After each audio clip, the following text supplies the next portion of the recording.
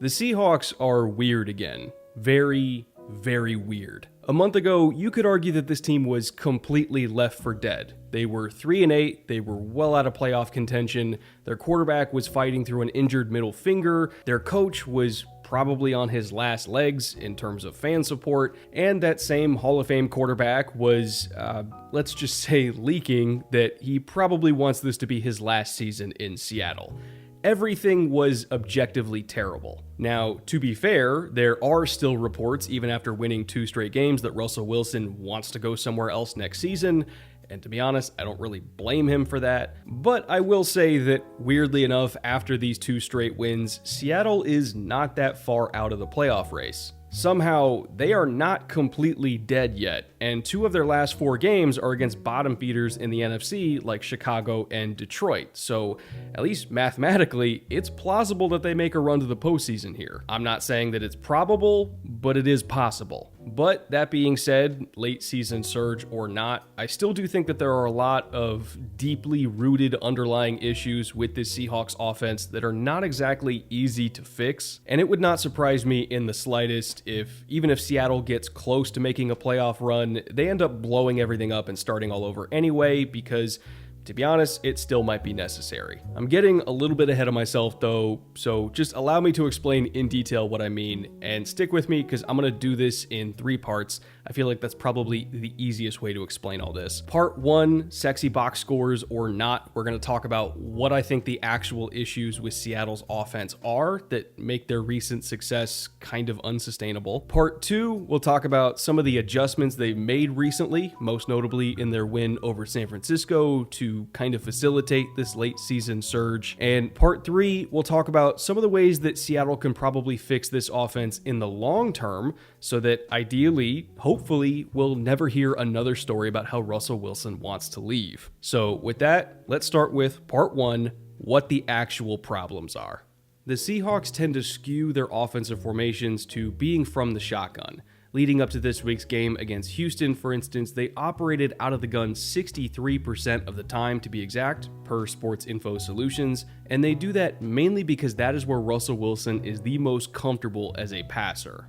Now, from those shotgun looks, the Seahawks have a decently high rushing rate as well at 35%, and they pass 65% of the time from the gun, which at least by modern standards is pretty balanced. For reference, last season the Seahawks had a 73% pass rate from shotgun, and that was still only 25th in the league. The Rams, of course, were first at 91%. When it comes to under center formations, Seattle is fairly run heavy, with almost 76% of those under center plays being runs, and obviously that means their pass rate from under center, conversely, is just as low at about 24%. What's interesting about these run-pass splits, though, is that even though they are a low-volume passing offense from under center, leading up to Week 14, they had also been one of the most explosive passing games from those formations. Again, according to Sports Info Solutions, literally 87% of the passes that Russell Wilson has thrown this year from under center have been off of play action, and the majority of those play action passes have been deep down the field so that they can get chunk plays. You compare that to Kirk Cousins, for instance, who leads the league in pass attempts from under center, by the way, and only about half of his attempts from under center are off of play action. So Seattle leaning that hard into run fakes to freeze the defense and stretch the field is notable. However, with all of that being said, the main reason why they do so much play action, beyond the fact that they're just really good at it, is that those play action fakes are kind of their only way to get those chunk plays in the first place. It's pretty much the only thing that works for them. Wilson leads all starting quarterbacks in yards per attempt from under center at a whopping 12.2, and his average depth of target in terms of yards past the line of scrimmage that he's throwing the ball is also in the top 10 at 9.9 yards, which is great. But again, here's the issue. They don't have any other clubs in their bag, so to speak. Without those hard play action fakes, Seattle is simply incapable of stretching the field at a similar level from the shotgun, and it severely limits them as an offense. They have so much success on those run fakes on 1st and 10 and leaving 6 or 7 guys into pass protect for Russ so that he has time to chuck it down the field, but when they're in the gun in 3rd and long situations and teams know that they have to throw, that's when Seattle's intermediate and deep passing games completely fall apart. They can only be explosive in one way. Heading into this weekend, they were 31st in the league in third down conversion rate for a reason, because generally, when they get behind the chains, quite simply, they're pretty much fucked. Defenses just send blitz after blitz after blitz and completely sell out to get after the quarterback just because they can, and Wilson's yards per attempt plummets to about 6.9 when in the shotgun, again compared to the almost twice as high 12.2 rate from under center. Not only that, but on plays from shotgun where they don't even use play action at all because it really is a pass-only situation, it falls even further to just 6.7. For reference, that is 21st among starting quarterbacks in the league this year. Seattle just cannot pass protect long enough for Wilson to be a threat to stretch the field, and so their run pass and play action tendencies throughout the season have slipped into being more and more predictable to the point where defenses basically know what they're going to do. And believe me, if a defense can reasonably assume what your offense is going to do in certain down and distance situations, simply because your offensive line is so bad that you don't have any other options, it becomes infinitely easier to game plan against you. Hence that middle stretch of the Seahawks season where, regardless of how much impact Wilson's injury had on his ability to play, there wasn't much that Seattle was going to have success with anyway. Green Bay, Arizona, and Washington all knew their game plan going into their matchups, so they just completely picked them apart. So now we know what the issue is/was in Seattle. It's predictability in play calling brought on by a crucial weakness in personnel. Obviously, Seattle is not the only team that has to deal with that, and coaches have been trying to scheme their way out of talent disadvantages for literally generations. So what are some of the tried and true methods that the Seattle coaching staff has used this year in order to kind of compensate for how bad their offensive line is? Well, if you go back a couple weeks to their win over the 49ers, which, believe it or not, was the first time the Seahawks offense, led by Russell Wilson, put up 30-plus points since all the way back in week 2. And yes, that was the game that I went to in person at the very beginning of the season when all was still right with the world and we believed that the Seahawks were still a good team. Yeah, it's been that long since the Russell Wilson-led Seahawks offense put up 30-plus. And they kind of approached that game against the 49ers a little bit differently than most of their other game plans this season. Wilson threw 37 passes against the Niners, and 29 of them were 10 yards or less past the line of scrimmage. His average depth of target was only 7.2, which was 19th in the league for week 13, compared to his season-long average at that point of 9.5, which was the third highest average in the NFL. Specifically on passes from shotgun, in every other game this season, his average depth of target was an insanely high 9.4, which again was tied for the deepest average target in the league from the gun. But in that Niners game by itself, he focused much more on efficiency and hitting those shorter, easier throws, lowering his average depth of target to just 6.9, which was only 13th across the NFL that week. That shift in philosophy from Waldron to get away from the under-center play-action passing game, and that focus from Wilson on not trying to take too many shots and just getting the ball out quickly to receivers in space so that his pass protection didn't need to hold up too long, that whole approach by both of them together actually worked really well. And for the first time in a long time, the Seahawks offense looked somewhat remotely competent. Were Wilson and Waldron helped out by a 73-yard fake punt for a touchdown earlier in the game that gave them some extra breathing room? Sure. Did they also get a couple extra possessions because of a bad pick from Garoppolo and a fumbled kickoff earlier in the second half? Definitely. But the fact that the offense actually could pay off those chances for once was a massive improvement over previous weeks, and they put up 30 points as a result. So now we have two pieces of the puzzle revealed, and it actually sounds kind of positive so far. Seattle has a personnel problem up front that inevitably led to a play calling problem on the sideline, and Shane Waldron eventually made some adjustments to account for that and find some new success. So knowing that, what's the issue? Why can't that adjustment that they already made just be their long-term solution so that Russ and Pete can go back to winning a whole lot of games and they just kind of get good vibes and ride off into the sunset together? What's stopping all of that from happening? Well, unfortunately for Hawks fans, historically speaking, this new approach of just trying to dink and dunk teams to death really only works as a permanent fix if you also have an elite defense and an elite run game. Seattle obviously has a good defense. I don't think anybody could really debate that, but I don't really consider them elite. And their run game, I mean, let's be honest, they're so inconsistent on the ground that I don't think anybody would consider them good either. In this system, if you really want to have a successful offense in the long term, you need to find a way to marry the quick game from shotgun,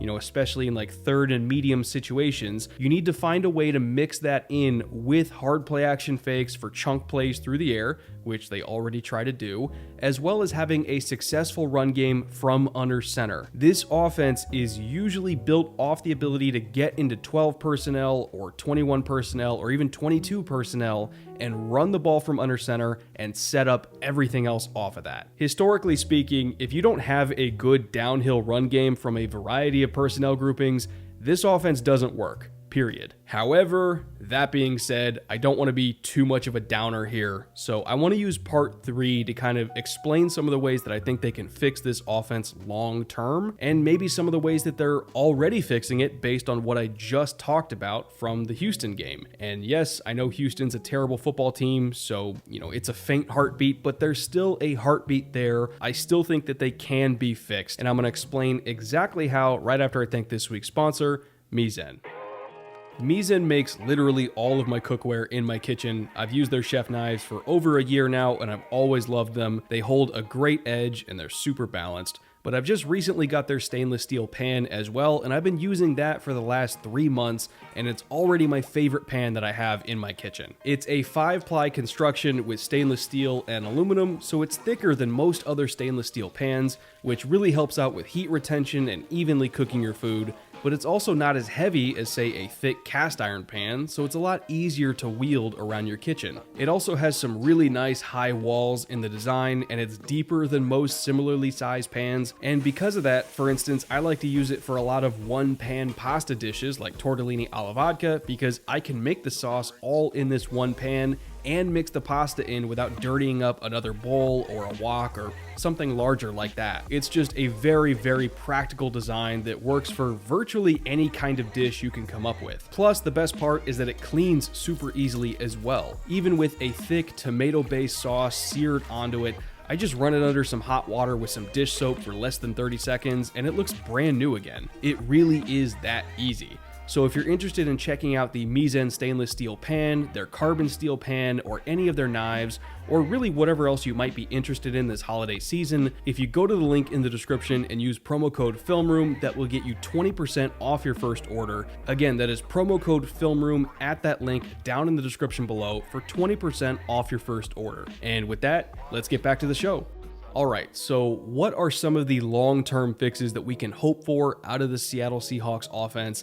And what are some of the things that maybe we've already seen them start doing, like say against the admittedly terrible Houston Texans last week, that at least possibly signal that they are getting on the right track? Well, let's dive into the tape and I'll show you. When you look at the Texans game, that was the first time since all the way back in week 1 against the Colts that the offense honestly worked as intended. The quick passing game from the shotgun was efficient and converted several key third downs, which is why Seattle had the 5th best third down conversion rate across the entire league in week 14 at a very high 54% clip. But beyond that dink and dunk approach having success in back-to-back weeks, they were also finally able to run the ball from under center again as well. Remember how I said that a quick passing approach can absolutely work long term as long as you can also still run the ball? Well, at least against Houston, Seattle ran the hell out of the football. They averaged 7.4 yards per carry from under center on 17 carries for a total of 126 yards on the ground with 2 touchdowns to boot,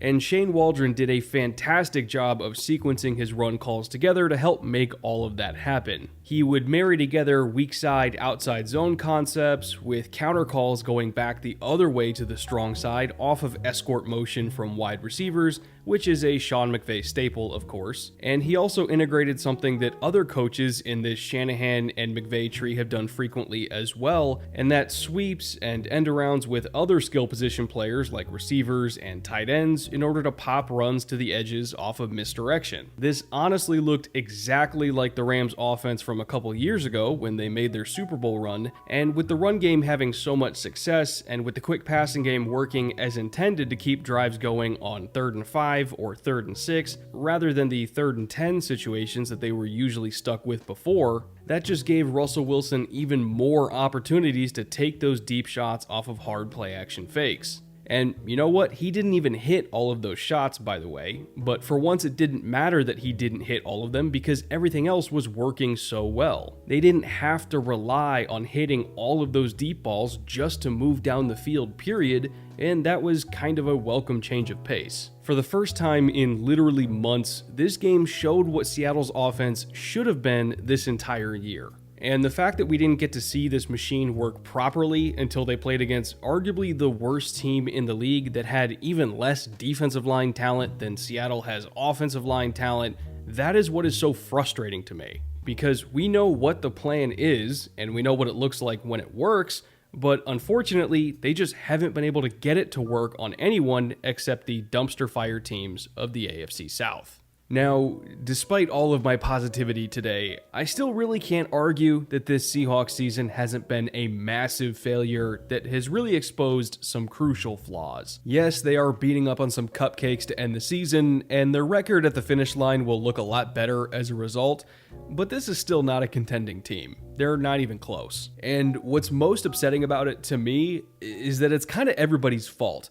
Like, you really can't blame any one person here more than everybody else for why this season is a failure. It's partly Pete Carroll and John Schneider's fault for missing on a lot of picks and leaving the roster relatively devoid of talent at some key position groups. It's also partly the offensive line's fault for just being bad. It's partly Shane Waldron's fault for not adjusting to the offensive line being bad quick enough. And of course, it's probably Russell Wilson's fault, at least a little bit as well, because let's be honest, he wasn't good for a pretty decent stretch of games there when he came back from his injury. I think he really rushed his recovery. His finger clearly wasn't feeling well, and he was pretty inaccurate. Like, he was just playing very bad football, and I don't think anybody can deny that, so he bears some of the blame as well. I don't want to say that most of them have been explicitly horrible, because I don't think that's accurate, but I also don't think that they've been good either. Maybe I'm not advocating for everything to get blown up, because the situation isn't that dire, and Lord knows the NFL is a better product when Russ is in Seattle, and I sincerely hope that he stays, but something's got to give here. The Seahawks cannot keep running this thing back with the same regime year after year and the same problems over and over, because it's just not working, and quite frankly, it hasn't worked like it's supposed to in a very, very long time. Seahawks fans deserve better than whatever the hell this is, and I hope they get it. Thank you all for watching today. I'll be back here next week with at least one, possibly two brand new Film Room episodes. That's what I'm at least trying for, but we'll see if I make it. And until then, go make yourself a drink, maybe even this drink, because it combines everything that Seattle residents love the most: coffee, alcohol, and more alcohol. Cheers.